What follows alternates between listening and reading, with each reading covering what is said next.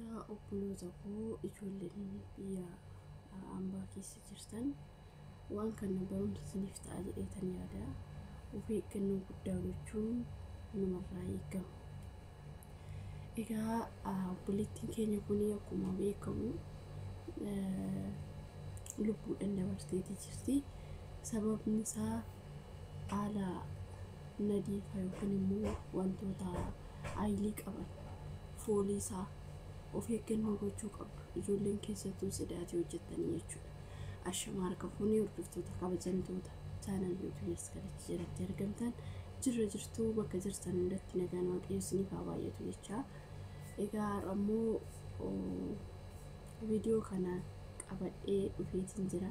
Ingitii innis maal seetanii akkuma argaa jirtan wantoonni kuni sirriitti wantoota foolii qabanidha jechuudha. Wantoonni foolii qaban kun immoo gaafa gara shittaan isaa gara keessanitti yoo ba'ee keessattuu inni kuni baay'ee matifuudha. Kanaafuu of eeggannoo gochuu wantoota foolii gurguddaa qabanitti shaffanattanii ittiin qulqulleessuudha jechuudha. Amma fakkeenyaaf kilooriksiin tokko sirriitti shittaa qaba. Xiqqeessitanii xabdi gootu malee wal fuutanii itti naqxanii dhugaa dubbachuuf sammuu nama zuursaa. Keessattuu immoo yeroo shintibeetii faamnaamni qulqulleessitan barrii gadi cufuu dhiisuu. Maaliif nama affana waan ta'eef. Kanaafuu keessattuu ijoolleen haaraa dhufan ijoolleen as keessa jiran tarii as aradda'uu danda'u.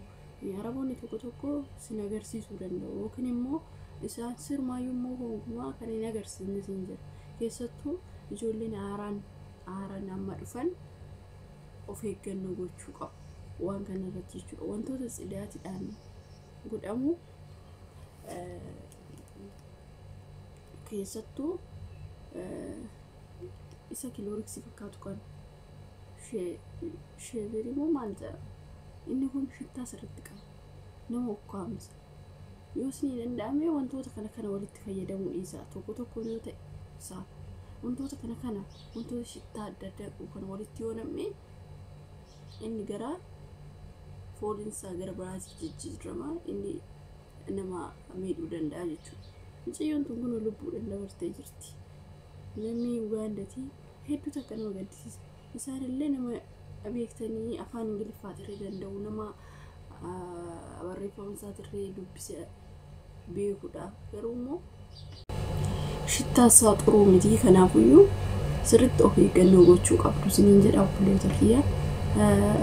Keessattuu warreen biyya keessa dhufan ijoollee haaran osoo wantoota kana barsiisanii waa biraa dhiisanii warroota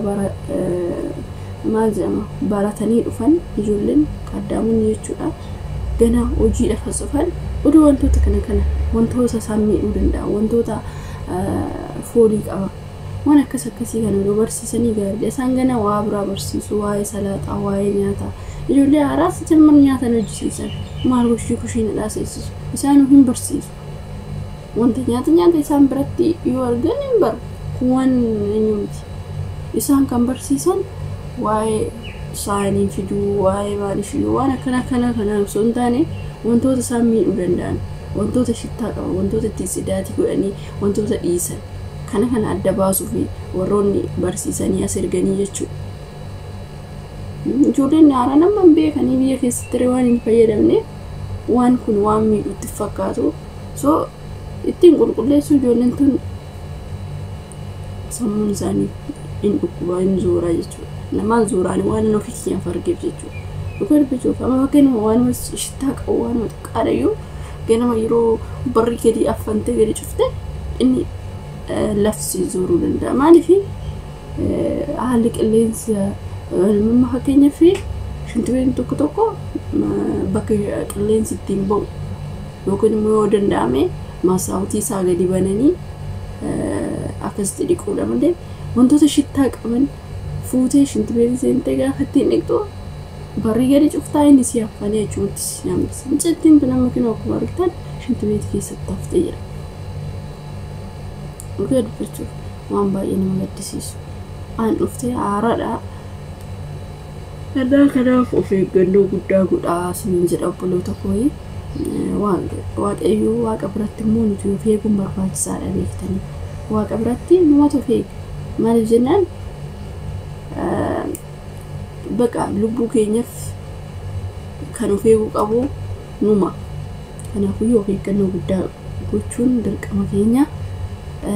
Inni itti aanu immoo amma fakkeenyaaf wantoota adda addaatu jira. Isaan kaa walitti daddabalaasuu ittiin dhiqaasanii jedhu jechuudha shintoo keessan. Yoo danda'ame namni xiqqeessanii keessattuu immoo kilooriksii fi waan kun walitti namni taanan baay'ee badaadha. Fileeshiin kun baay'ee foon isaa badaadha. Fileeshii kana ittiin hin dhiqamu. Isin galee ittiin hin dhiqamu shintoo as jammar. Wanta ta'etti xabgoota isaayyuu daqiiqaa 10 keessaa bahu. Kanaaf isaayyuu immoo filaash kana wanta kuno xuraawaa wantoota xuraasan itti naqxee biraa deemtaan gara daqiiqaa 5 daqiiqaa 10 malee itti fayyadamtee kilooriksii itti naqxee osoo isaan dhiqxu. Inni baay'ee shittaa qaba. Shittaa isaatillee badaadha. Shintiweetti gad naqxee biraa deemta.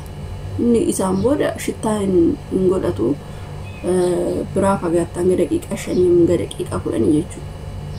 Keenyaan ishiin ittiin dhiqxee ani hin beekne ilaalaa. Garuu dubbisteet maana sarada kan beekuu dandeettudha isheen. Ittiin dhiqi jettee egaa ajjeesoo barbaadan akkatti simiidhuu barbaadan kana fayyadame siin jedhu isaan daasii qabu. Kanaafuu ati waan lubbuu keetirraa yoo baatee laatti waan kana fayyadamuu qabdu. Keessattuu fileeshiin kun bexaan itti aylanyaan baay'ee nama miidhaa guddaa namarraan ga'a. Kanaaf waan akkana kanatti fayyadamnaa isinitti haafuu lubbuu keessaniif bakka qabaadhaa ofii keessanii fayyaa qabaatan dhugaachuun si dhuguurras duurras immoo bashitaa namatti filamu. Keessa keetitti oomaas itti fakkaatu shittaan kun yeroo hunda dagaagame hodhee keessa keetti waan biraa uumaa jechuudha. Kanaafuu waan kanarraa of eeggannoo guddaa gochuu qabdu isiniin jedha. Keessattuu amma fakkeenyaaf warroonni barsiisan jechuudha. Qarshuma isaanii warroonni taangafan ijoolleerraa qarshii nyaachuu barbaadan barsiisne jedhu. Wanti isaan barsiisan tokko hin argine. Waan isaan barsiisan dhugaa dubbachuun waan akka waan ijoolleen taphattuusan waan akkasiiti. Waan waliif fakkaanne asitti waan waliif fakkaanne.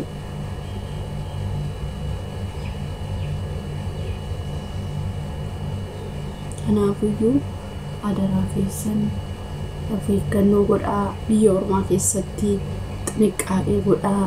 Dhugaa dubbachuuf yeroo ammaa kanatti akkuma argaa jirtan Araboonni illee ijoollee miidhaa jirti. Baqa itti aarti taanan akkuma lubbuun ishii darbuu barbaadde isaan jinniidha seexana qabu dhugaa dubbachuuf. Kanaaf si biyyaadanii ati garuu ጸሎtii kee amantaa keetitti akkasumas immoo of eeggannoo gochuun sumarraa ka'a. Kanaaf of eeggannoo guddaa godhaa ijoolleen keenya dhugaa dubbachuuf. Isaanii sittaarran gisee takkas aarii takkas irraa qabaannan lubbuma kee dabarsuu barbaadu. Kanaaf isin immoo diinaaf of hin kenninaa. Jabaadhatii amantaa keessanitti cimaatii kadhannaa keessaniin jabaadhaa isiniin jedha. Turtii gaarii hanga viidiyoo biraatti walitti deebinu.